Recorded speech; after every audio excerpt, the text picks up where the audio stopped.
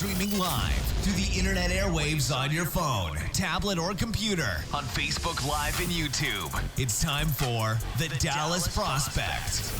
Every legend was once a prospect. Here are your hosts, Law Nation, Silver and Blue Nation's Big Game James, and Derek Diamond Dallas Prospect. Wake up, wake up, wake up. What's up, guys? I know we in the flex, we in the mix. DDP, what's up? What it do, baby? Man, I am good, dude. I'm ready to get this thing going, man. Yes, indeed, man. Hey, it's one of those things where we got to get this thing going. I know you guys about to go to bed, but hey, wake up. You're talking to the nation now, baby. We got a lot of things to talk about. But first and foremost, shout out to producer G that's in the house too as well. He got this thing looking all wet and nice and neat. Man, I cannot believe how everything is just going into the mix for us right now. And also shout out to Big Game James, my brother from another mother. Yeah, he's not with us right now, but that's okay because we finna still rock and roll, lock and load. What's up, DDP? Man, we got some big news to cover today, man. It's been a while since we've done our last show. I mean, because this news broke literally 2 days after our show, it feels like we're real behind on this. And I know we both posted some stuff along the way, but it's not really covered until we have a show to talk about it, right? No, yeah, oh yeah. So we got it. Hey, we know we got to talk about Dez. I do know that I've been talking about Dez for a minute, but I want you to go ahead and just put out what your thoughts, your mind, what you're thinking about on this Dez talk. Man, so when it first came down Friday, I was a little bit bummed out just in like the attachment sense because we're talking about a guy that he's the franchise leader in touchdown catches with 73. He's in the top 5 basically of every other major receiving category. We're talking about a guy that was here 8 years, and he's going to be a guy one day that's up in the Ring of Honor. It just seems like that's going to be the case. But we're also kind of looking at a guy that I think it wasn't always the smoothest tenure here. There is, I think, some question, and this is probably going to be something that incites a little bit of anger. There's some question kind of the legacy he left in Dallas, and I view that as his comments and everything in the departure and how he's kind of continued to immaturely handle things. I do think it's kind of drawn into question a little bit. If the public opinion was in his court completely, I feel like he swung a lot of it back Dallas's way just by kind of being petulant. And in that interview with NFL Network this past weekend. What do you think? Kids are out there. If you ever have a job or getting to another job or you've been released from a job, you do not, and I'm talking about regardless of the scenario, you do not dog the company that you used to work for to your new employee or out there to the public. I blame 100% to Rock Nation. I believe they did a horrible job. Their PR staff, they're not getting no. I haven't yet to hear them make any statement, and I just think that Rock Nation, as a, I guess, quote unquote, marketing franchise, sport, whatever sport and entertainment organization that they are, I think they should move away from that state to recognizing or speaking on behalf of rap artists or singing artists. But I don't think they should recommend anybody. The NFL should just pull them out because they dropped the ball with this. There's no way in life Dez Bryant should went into that meeting alone or spoken with Mike Fisher or with Jane Slater and all those guys. I think that Rock Nation should have came in and said, hey, this is my client. At this point, he did a remarkable job with the Cowboys organization. He's the number one wide receiving touchdown, have 73 touchdown reception. Touchdown reception. So I think that Rock Nation dropped the ball, and I think that if I'm a guy that's coming into this draft and finna be drafted, I really think that the Rock Nation should. I think this should be like a cause to pause. I think they should just stay far, far away from Rock Nation, to be honest. Yeah, it was a really head-scratching move, and so Saturday's video, I posted a video where I was kind of bummed out, I guess, a little bit to it, but like I kept it real in terms of the practical sense of it, but it was one of those things where I did kind of give it a little bit of time to kind of just process, like, this is a significant departure. It does kind of feel like the closing of an era. This is the last of the 2014 triplets gone. And then that, I think it was that same day or it was the next day, he did the NFL Network interview you're alluding to. And I was like, dude, what are you doing? You're only hurting yourself, right? Like all these teams that could possibly be interested in you, the fact that you're not willing to shoulder any responsibility, the fact that you're sniping at captains and all of that, like it's not going to win people to your side. You're not going to have NFL teams who hear that and say, oh, well, it sounds like Dez really got a raw deal. I'm going to go give him the same money Dallas didn't, like, or the money Dallas basically took away from him in the sense of cutting him. They're not doing that. They're looking at it and they see a petulant diva wide receiver. I'm sorry, but that's what they look at. Why did T.O. eventually not get a job anymore in the NFL? His last season, he produced 870 yards. That didn't have anything to do with production. It came down to what the distraction he posed, right? The fact that he was a diva receiver. And in some sense, Dez has kind of shown that. Now, Dez is a fiery competitor, and we love his sideline passion and everything, but at times it is a distraction to the offense. And I think the Cowboys reached a point where they just no longer were willing to deal with that. And as you said, his PR people, good God, that is horrible. There's no reason he should have done. Even the Mike Fisher interview surprised me, just in the sense I was like, wow, you're going to let him immediately talk to somebody. Like, that's surprising. But then the NFL Network one, I was like, dude, that should never happen. You should have had a chance to get a hold of him before then. Should have had a chance to take a deep breath and say, hey, you know what? This is a difficult time for me right now. My resume speaks for itself. And just go do workout videos and show pictures and posts of highlights of what he did in the past. I think that alone would have had all 31 other teams saying, you know what?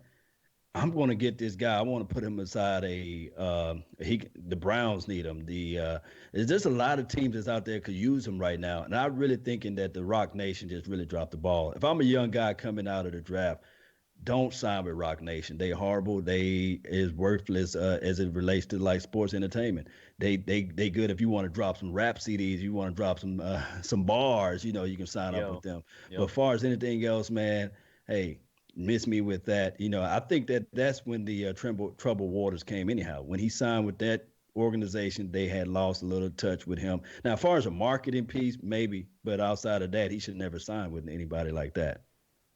Yeah, absolutely. I mean, it doesn't make sense in that regard. And, then you have other comments of his where he was talking about he wanted to stay within the division because he basically promised Jerry they would see him twice a year. Man, I said this in a different video. The best, I'm paraphrasing. I don't think this is the exact phrase, but it's like the best revenge is living well. If you're Dez, you know how you get the best of Dallas. It's not coming to Dallas once a year and playing them at your place once a year and putting up 2 touchdowns and 150 yards. Even if you could do that, that's great. But that's not living well. Living well is going the DeMarcus Ware route where you literally go to a different team. Hell, Ware went to a different conference and he got a Super Bowl title. And really, you could almost argue if Von Miller hadn't been the Super Bowl MVP, you could have made a very good argument for DeMarcus Ware that year. And we heard the reports after that Jerry was kind of lamenting their decision at that point because he saw at that point Ware had a lot left in the tank. That's your best revenge. It's you go win a title and you have something to rub their face in that they make them say, man, I could have had that on my team. That's how you do it if you're Dez. Don't be petty and just stay within the division. Okay, great. Sign with Washington or New York. Maybe beat us once or twice a year. Cool. What are you going to do in the long run? It's not the same. Yes. You must think wise. And should be his probably last contract. He's getting long in the tooth. And I do know a lot of people passionate about Dez Bryant, and you should, rightfully so. He's been a pillar of, and I guess, pillar of community. He's doing a lot of things out there that people have yet to see. I've seen last year that he pretty much reached around in his pocket and spent like $30,000 for a barbecue. He also helped out with this community right down the street from where I stay by buying them new equipment. And he also had held like small semi-training camps throughout this neighborhood that's in the Dallas community. So Dez Bryant been a lot for the Dallas area. I do know that he gets slanted on and looked on as a guy that's just like vicious and he got because he played with so much emotions, you see. And when you play with all those emotions, when you have all of that built up inside of you, the media, the spotlight of the media can look at it from one side of things, and it's just sad that it's happening that way. But at the same time, I think that collectively, and I mean collectively, that the Dallas Cowboys got tired of coddling them. They got tired of doing that. They got tired of having. This is the thing I made earlier, and anybody can. I could challenge anybody.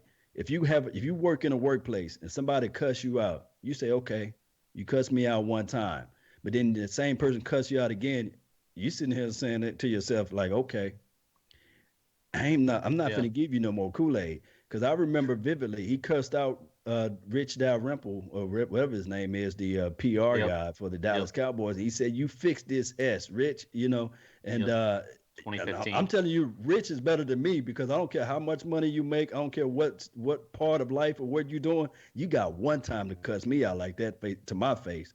And I'm telling you right now that I won't have nothing to do with you. So we see things that's on the camera, but we don't see things that goes beyond the camera. You see what I'm saying? So we know, just like we know that there's more proofing out there in the pudding. But hey, it is what it is. I think the Cowboys organization got fed up. I think that the only person wanted to keep Dez Bryant was probably Jerry Jones, and everybody was kind of like saying, "Okay, it's time to move on. We'll kick the Yeah. can down the road." Yep. Zachary Ryan spitting some fire here in the comments here says Eagles already said they aren't interested in Dez, so if he stays in the division, it would have to be the Giants or Redskins. If he goes there, it would just prove the Cowboys' point. He's an overgrown child that throws temper tantrums, and I think there's something to that. I think it shows that he's at that point angry enough, and he's more willing to hold on to his hate and want to show us up. Guarantee he can try and show us up as opposed to trying to just go, like I said, live well, go to a contender, whether it's New Orleans, whether it's New Hmm. England. A lot of news in these titles. Green Bay would be another one. Yeah. There are places he can go that he can go try and win a title now. Or hell, if you want to go somewhere that you think is an up and coming team, fine, go to San Francisco or something. There are teams that can use your services and where I think you can do well. I think Dez is still capable. Not saying 2014 capable Dez. I don't think Hmm. that Dez is still around. Right. I think Dez is still capable of having a better year somewhere else Hmm. than he would have had this year in Dallas. And that's Yeah. why I think Dallas had to make the decision. He was getting the second highest paid receiver money in the league, next only to Mike Evans. And that's not sustainable. Dallas wasn't going to use Dez to his 2014 thing. They weren't going to run, they weren't going Hmm. to get the ball to him enough to do that. The reason it happened in 2014 is because you had Romo still. And yes, I'm not trying to drive a wedge in that debate again between Romo and Dak. They're different quarterbacks. Live with it. You have your setup now. And even if you wanted a new quarterback, there's not time for Dez's window for that to be relevant. Hmm. But you basically have what you have in that regard. And it's a situation where when they went to try and get Sammy Watkins and they tried to give him 16 million a year to come to Dallas, they weren't looking for him to be 2014 Dez either. They're looking for him to be like 2016 Dez in the sense that he's roughly 800 yards and 6 to 8 touchdowns a game because their Hmm. offense is going to be run the ball into the ground with Zeke Elliott and reinforce this offensive line. That's what they're going to be. Yes, and I made a video earlier this week. It says we must focus on the core, and that's on both sides of the ball. That's on the offense and defense. If you can control the middle of the field, you can control the game. And I think that that's the avenue that they're heading down. And just to be honest with you guys, there's no primary number one receiver that's getting paid 15 million and beyond just winning Super Bowls these days in time. The formula is out there. You got to play solid football up the middle. And hey, I do understand that defense win championships. So in this draft, we should still lean towards defense. Now, if we go with like a Will Hernandez with the 19th overall pick, that's cool because that still help the defense out. Because think about it. We lead the league in time of possession when we running the ball, right?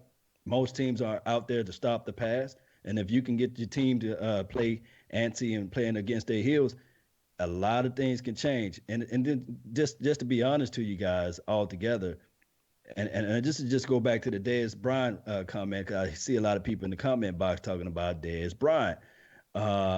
supporting Dez Bryant, which is not naturally, rightfully so, because we are a Cowboys centered channel. The thing is with Dez Bryant, let me raise a question, and this should put everybody's thoughts on this. If Julio Jones was cut today, but before sunrise, he would be signed with another team. I guarantee you that. It won't be like, okay, I'm trying to go to this place, that place. I'm trying to figure out this and that. He will be signed before the rooster crow, and that's just the bottom line. Yeah, yeah, no doubt. And we've already seen a lot of teams kind of rule themselves out. I think I saw Mm-hmm. uh, within the division, no one has expressed interest yet, to my understanding of it. And I think even some other teams have kind of stepped out. I think I saw the last time, like the count I saw was like 10 different teams kind of taking their hat out of the mix. And whether that's just them kind of wanting to let the situation cool down Mm-hmm. and not have to deal with the added questions of Dez's, spat with Dallas right now and his talk of Garrett guys. He sniped specifically at the team captains, which he didn't list names, but he stopped just short of it, basically saying, I don't care if you wear a C on your chest, it's Garrett's guys, right? Basically insinuating that they conspired against him. And when you're talking about that, he's implying then that it's Dak, Witten, which it's interesting. Witten, of course, comes into that because, even the T.O. situation, which was similar claims, the whole Mm-hmm. Garrett guys thing, Witten was, of course, one of those. So Dak, Witten, last year we had Orlando Scandrick, obviously he's not here. DeMarcus Lawrence, Sean Lee, Dan Bailey. I think that's your four captains. I think you have five total Mm-hmm. captains, and obviously Scandrick's gone. So that's some real insinuation to make there that the captains conspired against you. I don't think that's the case.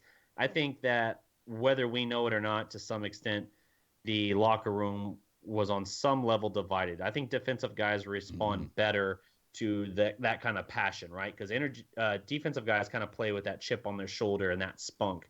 And usually we saw that with T.O. in Philly, right?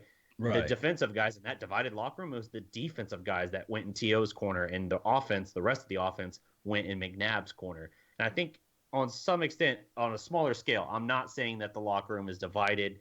I Right. think on some level, that's why some of the guys specifically you've heard kind of come out in favor of Dez Mm-hmm. have been some of the defensive players. Dak, and for people saying Dak had some say in it, I don't think that's the case. Now, I did say if there's one organization maybe asked backwards enough that they would put like a significant power of vote in his court, it would be Mm-hmm. Dallas. But I Right. mean, Aaron Rodgers lost his like best friend on the team and his number one receiver, Jordy Nelson, and he's pissed about it. He's still to this day pissed about it and saying that he wants to have more say in roster decisions, personnel Mm-hmm. moves.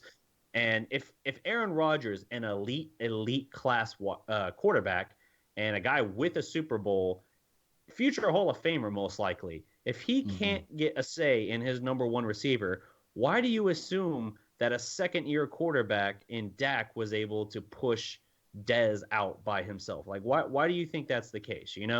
Well, when you're emotional, you speak out of your mouth sideways, and this the problem is with that. Real men, leaders of man lead, cheerleader cheer, and that's the reason why I'm not calling Dez Bryant a cheerleader. But at that point, he should have been advised to just hush and just get ready to play for the next team and be silent in this transition.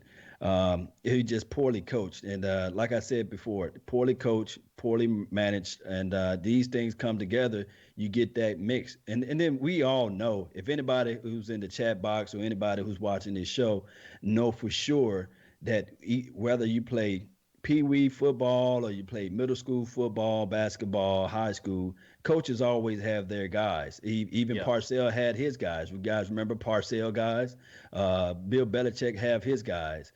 You see all throughout the NFL that coaches tend to pick their players, and it's just how it is. Jimmy Johnson had his guys, and just why Jimmy Johnson was fighting to get Steve Wash when he was willing to draft him and put him on the team. Although he always wanted Troy Aikman. I'm just re-jogging you guys' memory.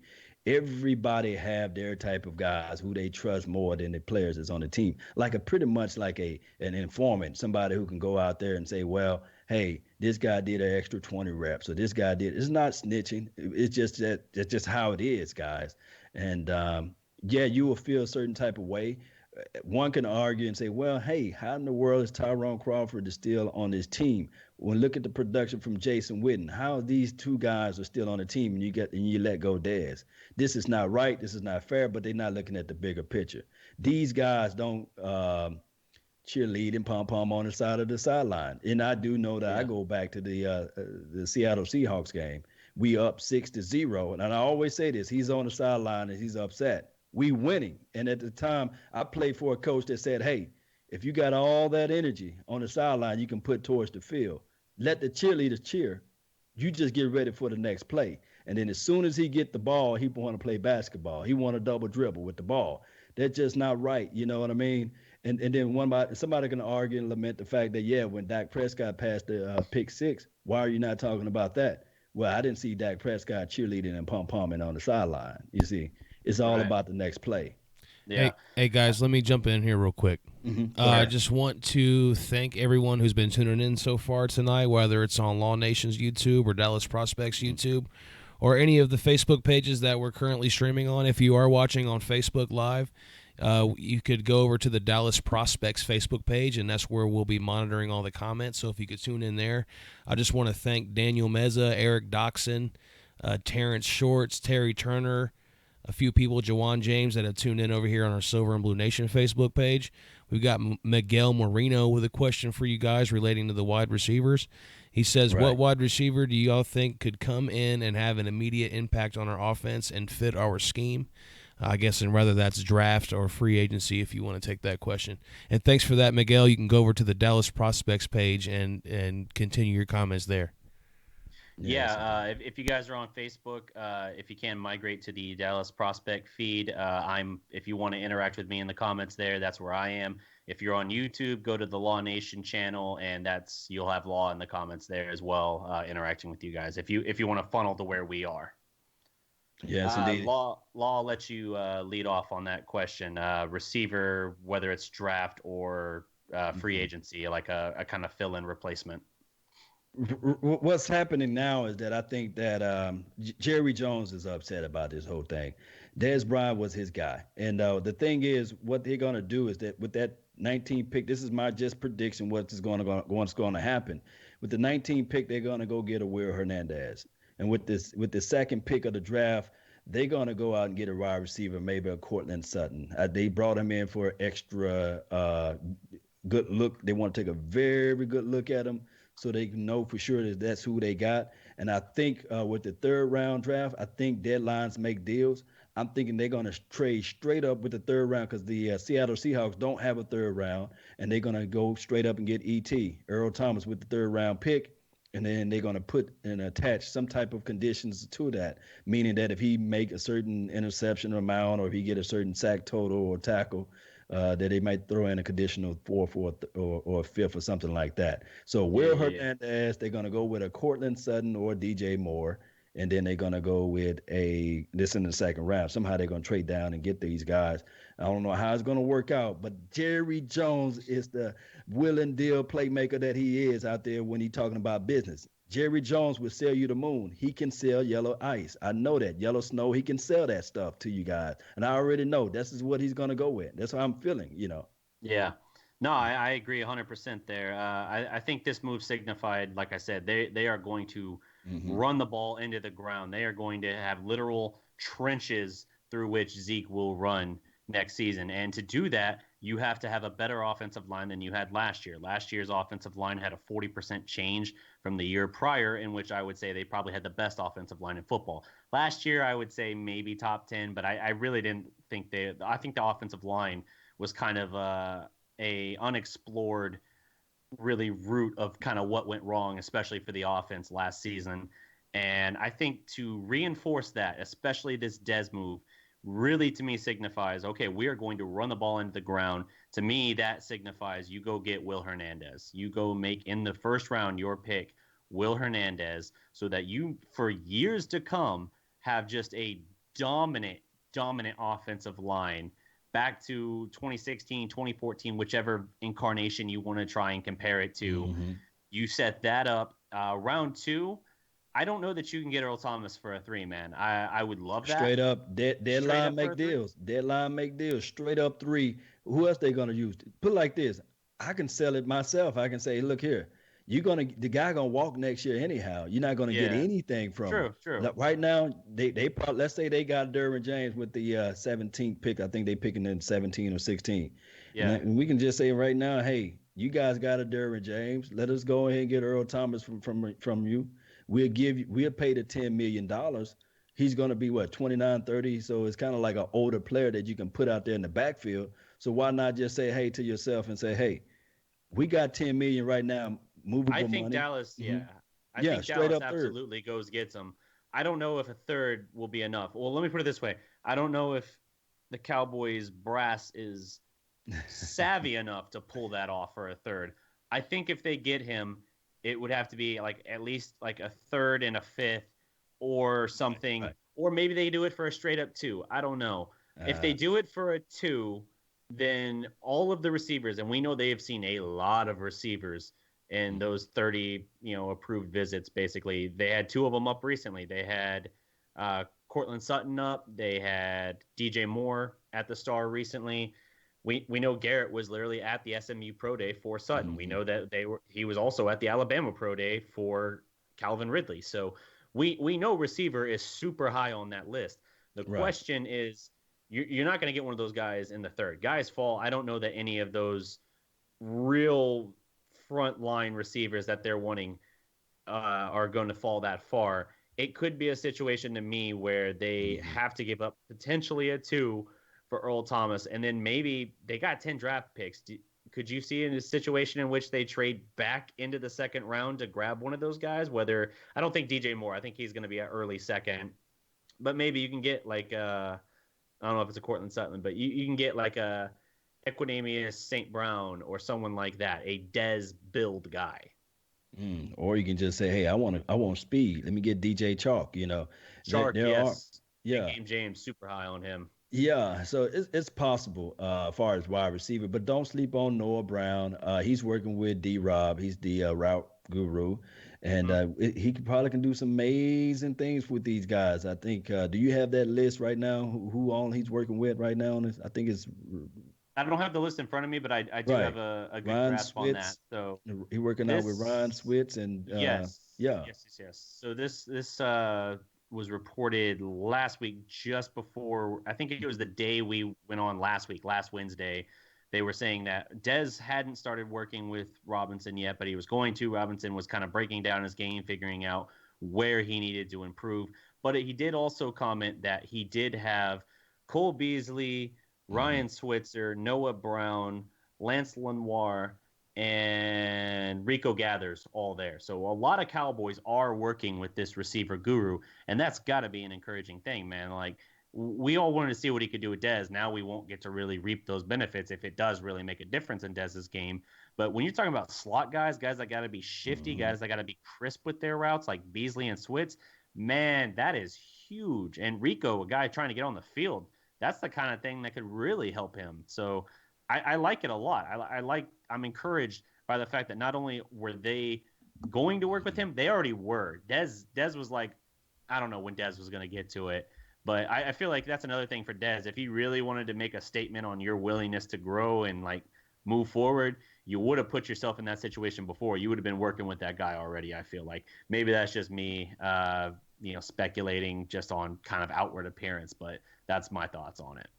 Well, it's even crazier than that. They stay in the same neighborhood for crying out loud. So, yeah, that's true. So it's all about how hungry you ready to eat, man. I want guys with PhDs out there. I'm talking about poor, hungry, and determined to make things happen. And if Rico, how many of them are that poor? Right. Well, not really, but you got to have that type of attitude if you want things in life. And granted, I'm talking about he is got Hall of Fame numbers, but I'm talking about it could be even better, Now one can argue and say, well, he got Dak Prescott throwing him in the ball, and he had Brandon Whedon and Matt Castle. What's his name? Matt Castle. And, yes. Yeah. Neither Castle here nor there. Yeah, Castle Whedon. Speaking of Rico, I'm talking about if Rico can get his mindset, if he have his PhD mentality, he can be one of the better tight ends in his league. You're talking about when you see Jason Witten when he catches the ball, he falls down immediately, and he He's has got less zero than a yak. yard of yak. Yeah. You're right, right. He haven't mastered that, but he can catch any ball that's thrown to him. But it's just the fact that if we can get somebody that can vertically take the ball up the field, and I do know that a lot of people kind of upset about this offensive coordinator and his offensive just product altogether. But if you can get a tight end that can squeeze and run a run an inline route up the field and maybe take some pressure off this defense that's trying to load up 9 and 8 man fronts, you're talking about a nice offensive package there. No I'm just doubt. Hey, there. guys, real quick, I just want to say what's up to James Lyles, who tuned in on the Dallas Prospect Facebook Live feed. We appreciate you checking us out. Make sure you give us a like and a share if you like this video. If you're watching over on YouTube, give us a big thumbs up. We appreciate everybody who's tuned in. Go Home Roger. That's the guy's name over here in Facebook. Yeah, no, Roger, we want you to stay. We like you. Yeah, so that's all. I just wanted to shout out everybody who's been watching so far tonight. We'd certainly appreciate it. Yes, Yeah, man. indeed. Shout out to Vaj Lombardi. I see him in the house too as well. And also Okoye. I saw him in the house, man, laying down the information. Matt S., Italian cowboy. Man, you guys are live, man. Hey, I know it's late at night, but you guys rolling, man. That's what I like to hear, and that's what I like to see. You guys out here rolling, getting all this information that we have to spit out. That's cool. What's the next topic? Man, how about we take a look at the Cowboys, I guess, defensive passing game coordinator in this case. We're going to be talking Chris Richard. Do you think that his fingerprints are starting to show up on this team in the sense to signify that he would be the next defensive coordinator? We know Rod Marinelli's getting a little long in the tooth and starting to think about that now. Yeah, he's a cover three guy. But what I'm saying here is that I think that his system can still be interjected into the Cowboys' current system. I think that he's going to do wonders, and I'm talking about wonders with Byron Jones. And this is just not me being lofty on this.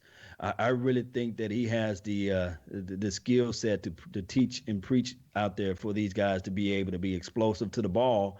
And he did made a statement. I don't know if you got that in front of you. Yeah. Yep, Do you I got have it right that? here. Do you want the quote? Yeah, go ahead and give the quote. Yeah, so this I saw this first shared. I think it was on the Big Game James page. It could have been Silver and Blue, but I know I got it from the Silver and Blue guys regardless. So Chris Richard talking about Kayvon Frazier. The snippet of the quote basically says, Kayvon Frazier possesses all of the physical abilities to be as effective and powerful as Cam Chancellor.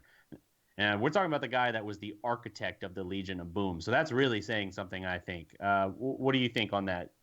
Yeah, and the key word on there was as effective. So he's not saying he will. So that's still like he got a little reservations on it. My only thing that I had on Kevon was the fact that him out in space, covering out in space. And when you playing cover three, you're protected in a sense. When you playing cover two, hey, you got to figure out some range about yourself. And it's just one of those things where I don't know whether or not he's groomed to be like the next defensive head coach for this, or defensive coach for this team. But I will say this: if his scheme can fit with the players, because I do know they got the skill set. We do know what Jordan Lewis can do. We do know what a Cheeto Bay Awuzie can do. We know what these guys can do out there on the field. And don't sleep on Xavier Woods too as well.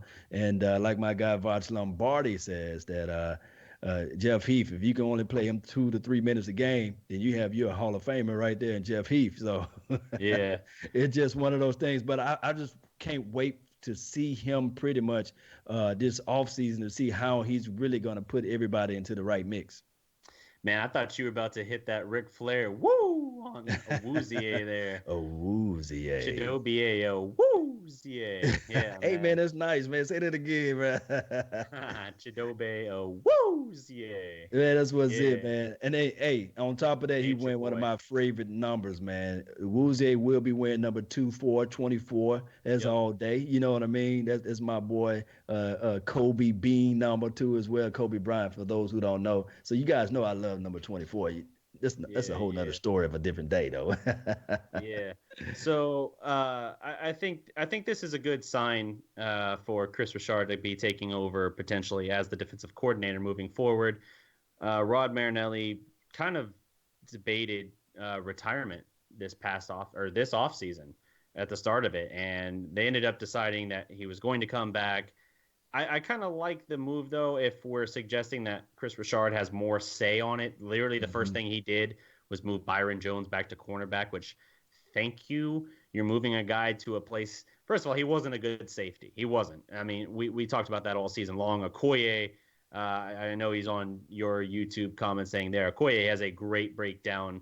You can find that on his channel. You can also find it on the DallasProspect.com. But he breaks down basically Byron's not a good safety, but as a cover corner, he's legit. And so it makes sense to play a guy to his strength. Now, Dallas, we've talked about this too, how Dallas has messed around with guys' natural positions too much. Tyron Crawford, what we were talking about, Irving a little bit. We were talking about Lael Collins. Now we're talking about Byron Jones. We're moving guys all the time. And that's part of the problem with drafting a guy that is good in several different positions, not necessarily great at one, because you move him around too much. You don't ever let him really set down roots and adjust himself. I think Chris Richard coming in and immediately having the say to move Byron Jones back to corner, not only does it give Byron the best chance to succeed, he's going into the weird situation where they got to figure out what to do with this 50-year option if they're going to pick that up. But not only do they have to deal with that, I think it's a good signifier for getting the best out of him while he's here, or potentially finding something. Maybe it works out great. Maybe because he only has one promising year in that, they don't have to pay, a ridiculous amount of money to keep him. But I really like that it feels like this is a Chris Richard-led vision moving forward and not necessarily Rod Marinelli. Rod Marinelli, you keep doing what you're doing as far as getting everything you can out of that defensive line. Leave everything else to Chris Richard as far as I'm concerned. Hey, we've got a good comment here real quick. We've got a good comment from Arturo Lugo over here in the comments. He says, do you think that he might have joined the Cowboys with the idea that it could be Garrett's final season? If they don't make the playoffs, I think it's absolutely Garrett's final season. Even Jerry's love can only go so far, and if Jerry's the only one in his corner, I think that wears the question was, do you think Chris Richard joined the team with that in mind? Oh, sorry, I missed that. So we're talking about Chris Richard jumping straight to head coach then, huh? Right. Like, do you think he came to do you think he agreed to come to Dallas knowing that he could possibly get the head coaching job soon? Yeah. Hey, that's possible. It's possible, I guess, but I wouldn't say it was like his primary motivation by any means. I think that it's something that if it happened, and it potentially could happen, that would be worthwhile, and he'd be excited about that, of course. But whether he scouted that out ahead of time, I don't think so. Has Dallas even had a black head coach before? I don't think they have. No, they didn't, but that would be nice, for a brother to get out right?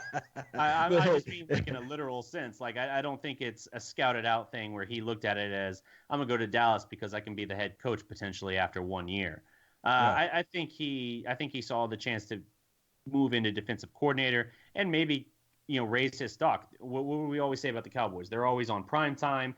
They're always getting all the attention. Doesn't matter if they're 4-12 or if they're 12-4. They're going to be a hotly covered topic both in the media and, of course, on primetime football generally. So it gives him a chance to elevate his stock, whether that means here or eventually moving on to head coach somewhere else. So I think that would be all. I would welcome him as potentially a head coach, but let's give that a little time. Yeah, but the thing is, we're going to have to see. Now, one thing we can say this, you can question Rob Marinelli's substitution that he does out there, what he does out there on the defensive backs and in the secondary. But you cannot question Rob Marinelli, the way he can get everybody on their front four to play. And the guy that is going to be like a hidden link for us is this Coney Ely guy. I think that he's going to have him playing back to his Carolina Panthers days if we can figure out a way to as well to draft maybe in the fourth or fifth round. Maybe, I don't know. Maybe we can work some things out to get some good draft picks to have a big defensive plug too as well in the middle and in the inside. So I'm still high on this team as far as what we're going to do in the draft because we got Will McClay. And I'm still high on this team for what we can do out there as far as the picks that we made last year. We're going to see everything coming to works. And for those who are just joining into the channel, if you have not heard, I have producer G. That's the voice. That's the other voice that you guys hear coming in, reading the comments. That's producer G. Yeah, what's the next? What's the next topic? All right. So let's see. Let's see. Drawing a blank here on that. I think let's talk a little bit about uh, Jason Garrett calling out. We saw this the other day. So Jason Garrett came out. I guess this is something that was reported from their Week 2 loss last year, where he essentially ripped the Cowboys offense, calling it soft after their loss to Denver. Mm-hmm. Do you kind of what do you read into that? Do you kind of see a potential where he's kind of sniping at Linehan? And if that's the case, isn't it weird that they bring Linehan back? I mean, we're talking really early in the season, so maybe he didn't hold that opinion by the end, of course. But it's just a weird thing to me because, in a sense, I feel like Linehan is essentially running Garrett's offense for him. So it's weird to call it a soft offense, I think. I mean, this year should be a stronger offense. And just to raise a question that someone in the chat box about the Leon Lett, I think it's Miss Scouting, Miss Pro Scouting. We do know that Leon Lett is a positioning coach, but we do know for sure that everybody beats off of the drum of Rod Marinelli. He's the one that's going to give everybody a nickname. He's the one that's going to really get into the face of the people out there and teach them the techniques that they need to learn. Now, Leon Lett was a good position. He is a good positioning coach, and he is putting people in the right directions out there on the field. But I just had to let you guys know of that. But outside of that, as far as offense being soft, I can see that. A lot of times in the last year when we was on the goal line, money zone, red zone, however you want to call it, we went into a shotgun formation. And we try to pass the ball and look too cute. I really think that this offense really needs to just key into what brought them down there to those areas, and that's running the ball. Stay true to what your identity is and create the identity. Say that, hey, we have and I hate to say this now because I know I've been saying, look, we need to take this out of our vocabulary, that we should have the best offense. We should, remember the word, should have the best offensive line in the National Football League. Should. And when we get down into the money zone, green zone, red zone, we should pound away, and then you can utilize your RPOs too as well. And that's with Dak Prescott. You can see him flourishing in that way. I think that he holds the now quote unquote NFL record of quarterbacks running within their first 1 or 2 years as a quarterback into the end zone. So hopefully we can stay true to our identity and we can stay pounding the ball. Because look back at this right here. I said in my video that the only person that can stop Ezekiel Elliott is the offensive coordinator. And I'm really feeling that if we can get down there to the money zone, just like when we played in the playoff game with the Packers a year ago, we was averaging, I believe, 6.5 yards per carry. It's just that the coaching said, okay, let's throw the ball. That didn't get us down there. Running the ball did. Let's just stay focused on our craft and run the ball, stay focused on our core, and stay true to our identity, and that's smash mouth football. That and the fact that I mean, as far as them falling behind and starting to become more pass reliant, that and the fact that the coaching staff, namely, and it all goes to the top for me, Garrett didn't have this team ready to come out and compete in 2016 in that playoff game. This team came out flat, especially the defense. The offense wasn't good either. The whole team came out flat, but the defense gave up 21 points in the blink of an eye. It was 21-3 before you could blink, it seemed like. And when you're down 21-3, you're going to be forced to pass the ball more. So even though Zeke was eating up 6 yards a carry, it's still you couldn't just exclusively grind with him, because while you can keep churning away and you might have drives that put up points, you also have to worry about that defense and making sure that they can stay fresh enough that they can actually hold up against Green Bay. Now, obviously, if you're talking about fresh, I actually just contradicted myself there.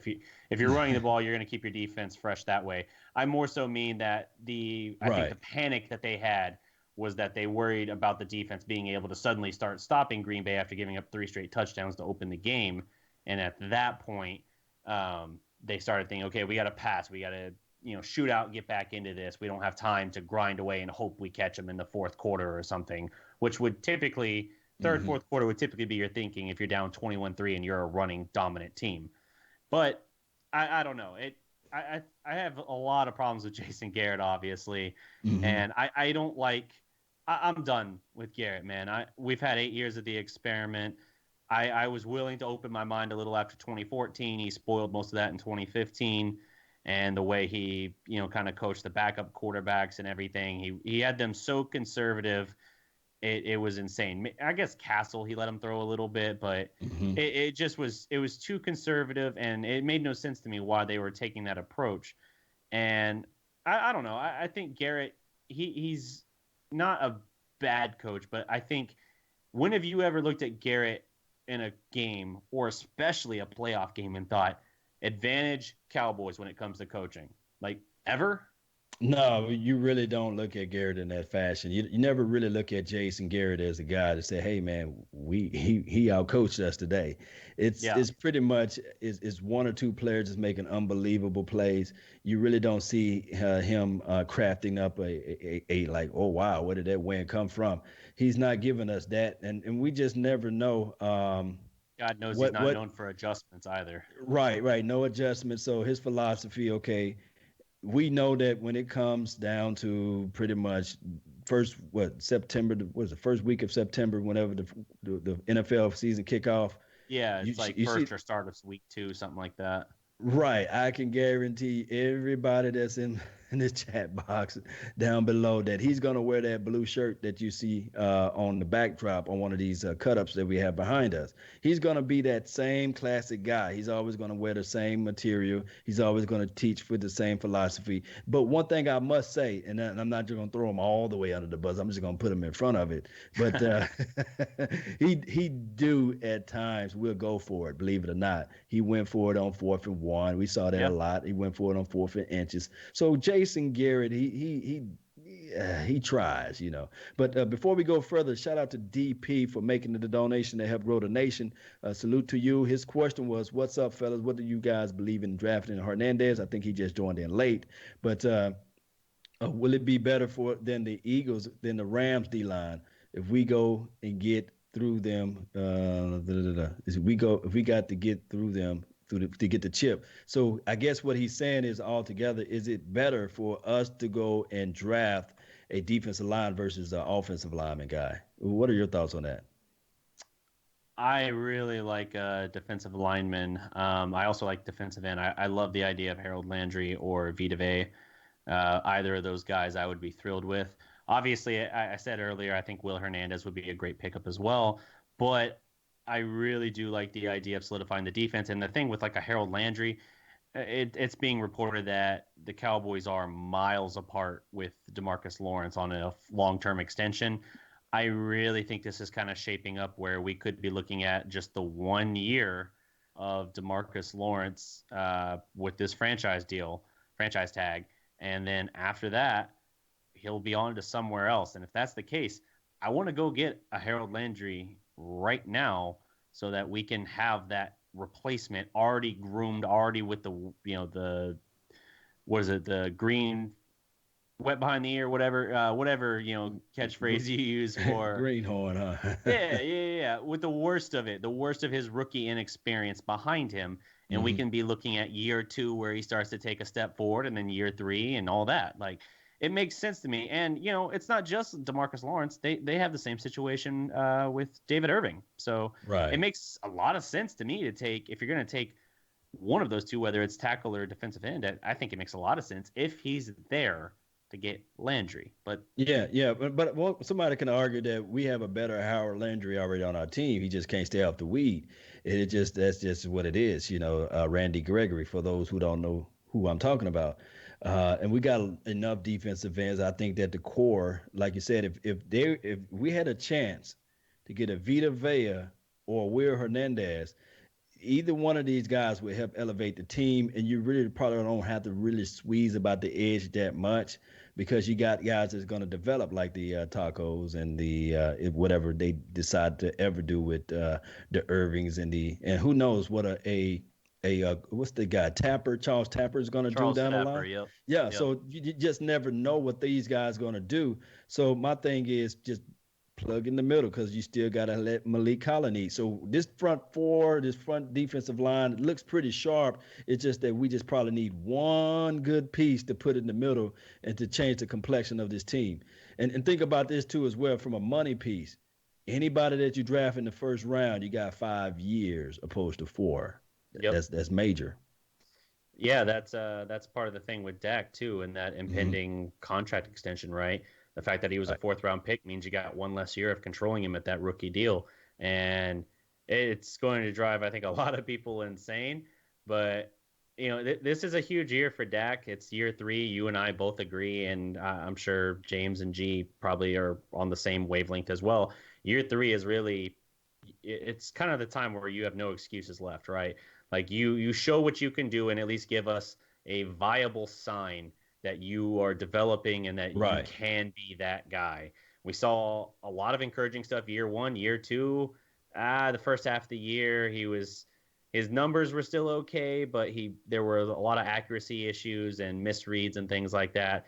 And then by the end, it was total wheels off and all that. So I don't want to completely discard, and I think a lot of people discard what he did year 1. And I don't think that's entirely fair. But that said, if he has year 2, if he has this year anything like year 2, then all that good favor built up in year 1 is meaningless. Regardless, I think Dallas is looking at giving him a nice fat contract where he's probably going to be making like $20 million a year. Jerry has said has basically not said someone's going to. He's basically said that Dak is going to make like really bank on his deal whenever he gets it. So I think Dallas would much rather Dak show something, but even if he only shows a little bit, I think they're going to look to extend him. Yeah, 20 million a year is kind of like hard for a lot of people to swallow right now. And I do know that I said the truth pill is the hardest thing to swallow. But the I thing didn't pick is, the number, just know that. but the thing is let's look at it from this. Even the Carson Wentz of the worlds and the Jared Goff, they have larger windows because they are first round draft picks. They, believe it or not, they have larger windows basically. But so what the thing is, they call it sophomore slump for a reason. And that's why I always say I'll wait to the 3rd year. A lot of people think that I'm pom-pom cheerleading for Dak Prescott. But guess what, baby? The gloves come off this year. So if he don't show any improvement this year, then the gloves come off. But I do said reports are showing that he lost weight and he's trying to get more elusive in the pocket. He's trying to work on his pre-snap reads. And the only way you can work on your pre-snap reads is pretty much in-game situations.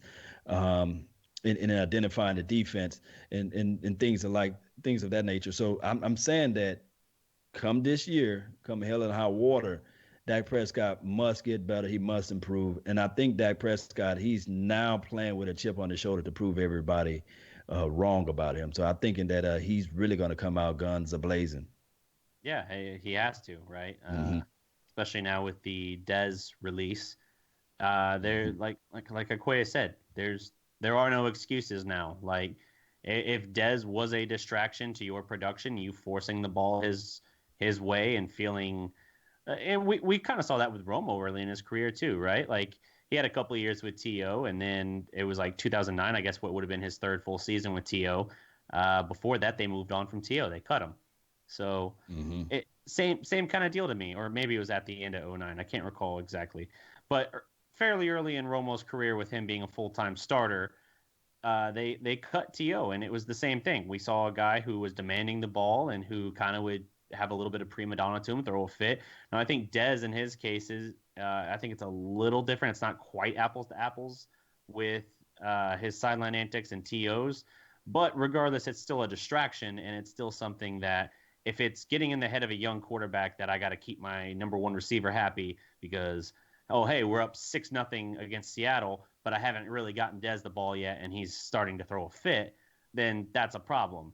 And so if that's off the table now, then fine. That distraction's gone. You supposedly have a bunch of guys that will work in the best interest of the team. If you didn't think T.O. was on that, wavelength, or sorry, I just compared him.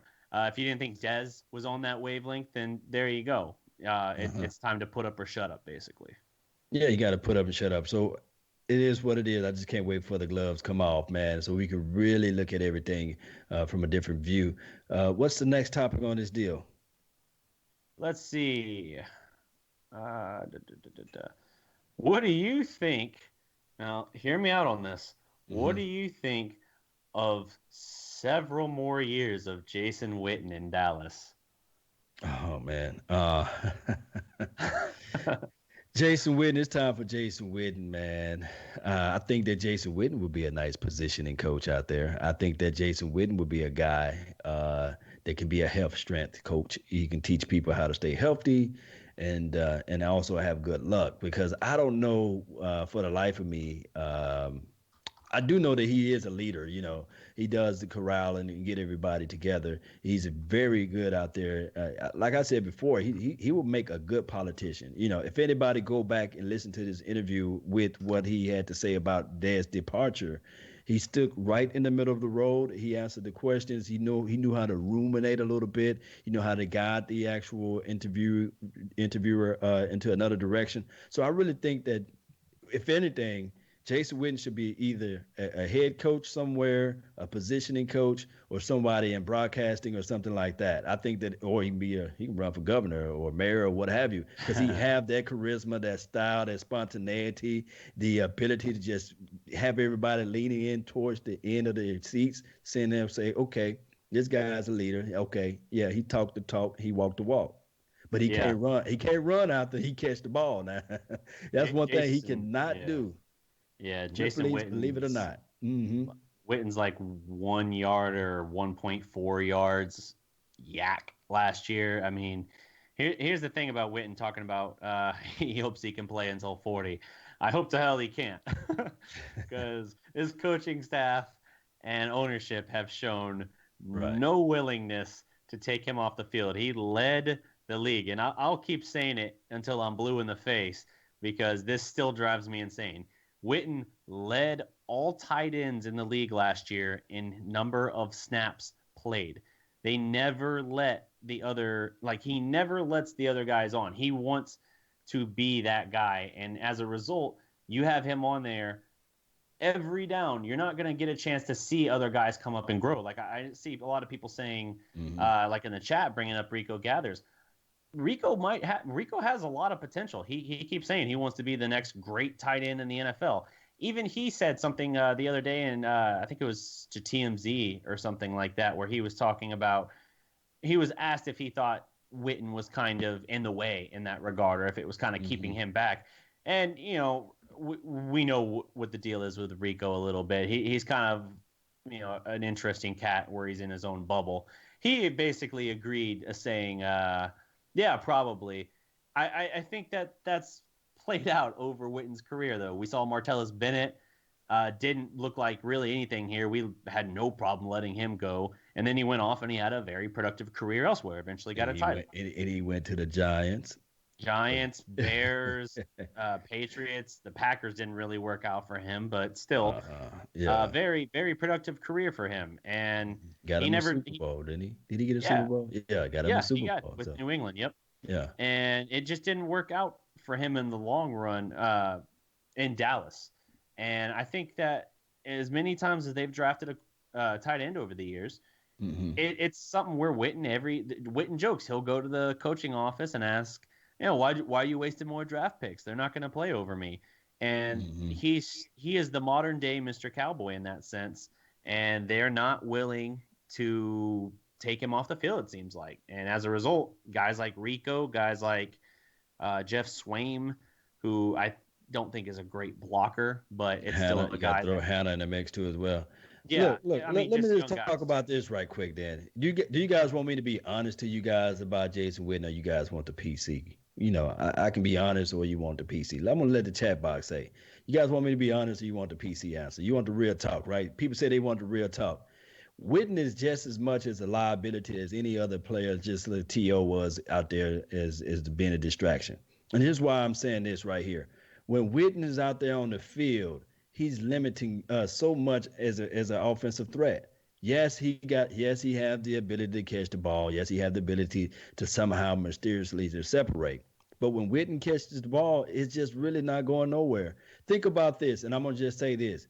Look at the last year's Philadelphia Eagles, right? They didn't have not one wide receiver to catch over 1,000 yards, but yet Carson Wentz kept threading the needle to the tight end. Your tight end is your best friend. If you don't believe me, ask what Dallas Clark did for Peyton Manning. Ask what Rob Gronkowski and all those guys, the tight ends, the 11 personnel, and all the 12 personnel that they did out there in New England, what they did out there.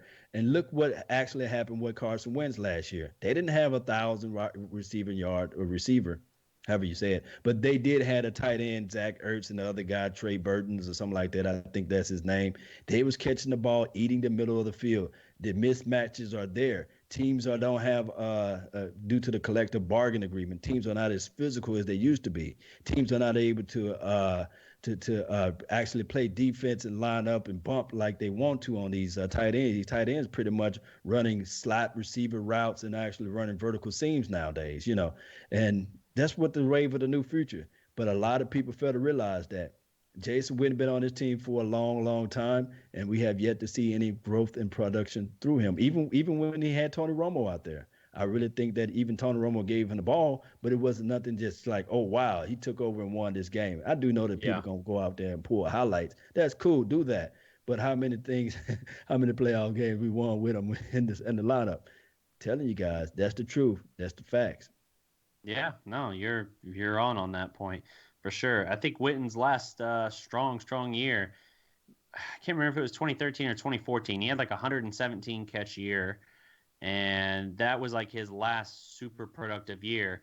And ever since then, I've really thought like I think if they used him in more situationally, he could produce better. I think part of it is him being out there all the time.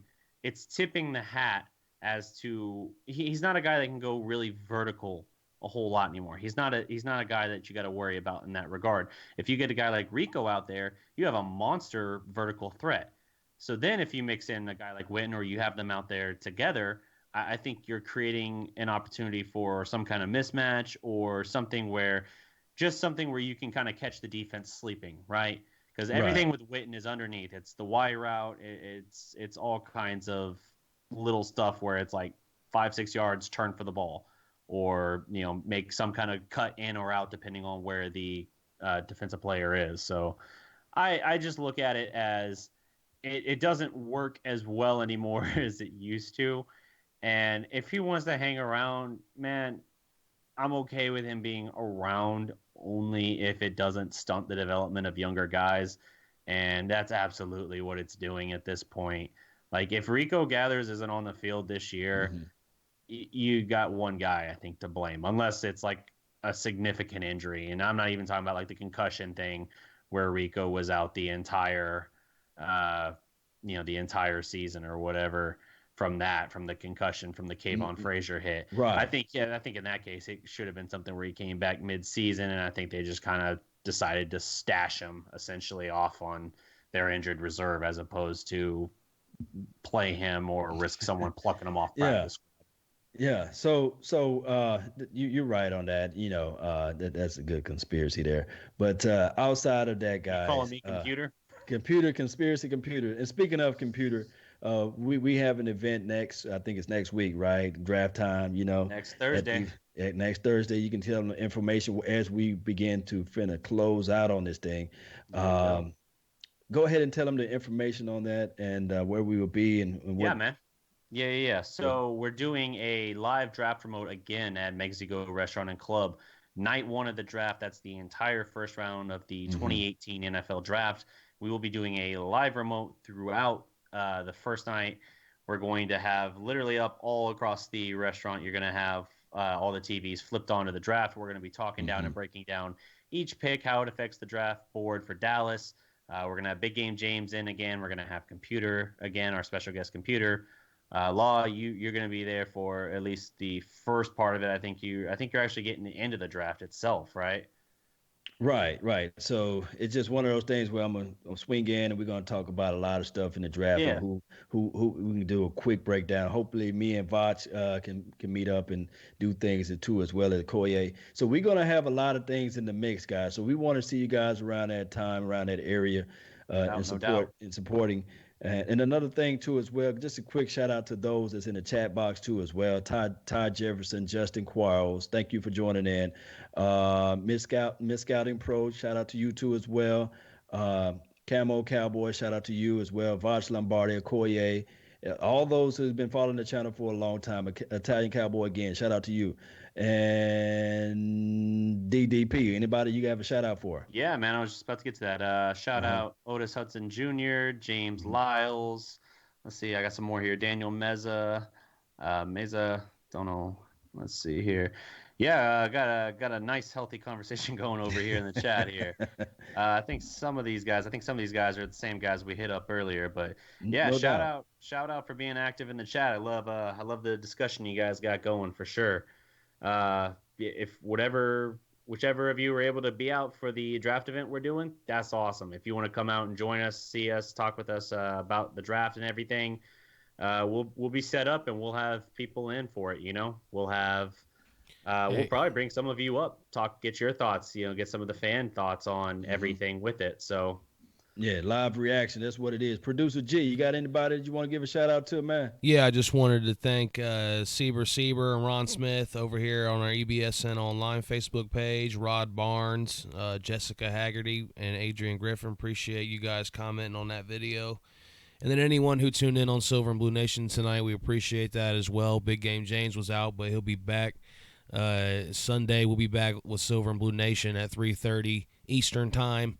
And you guys can give us a like and share on that page as well, and go over to our YouTube channel, subscribe there as well. We'd appreciate it. Yes, indeed, guys. Please don't forget to like and share this content throughout the Mecca. We need to have more and more people tuning in to us. I do know that you guys may be out and about. If you still missed the show, that's cool. We got a podcast situation going on too as well. That information is in the description box. Feel free to go there. Just play it around with it, and you might find out that you like what you hear. And DDP, tell them where they can find you at. man, you guys can find me at the DallasProspect.com, your home for Dallas sports and pop culture. We have an eye towards Dallas sports particularly, but we also have other pop culture stuff as well if that's how you want to roll, if you're not a huge sports fan. You can also find me on Twitter at Dallas Prospect or YouTube or Facebook at the Dallas Prospect. Also, one more thing I wanted to shout out real quick. If I don't know. We haven't done a whole lot of talking about this, but we're actually doing like a raffle type thing for a chance to go to the Cowboys Club at the Star in Frisco.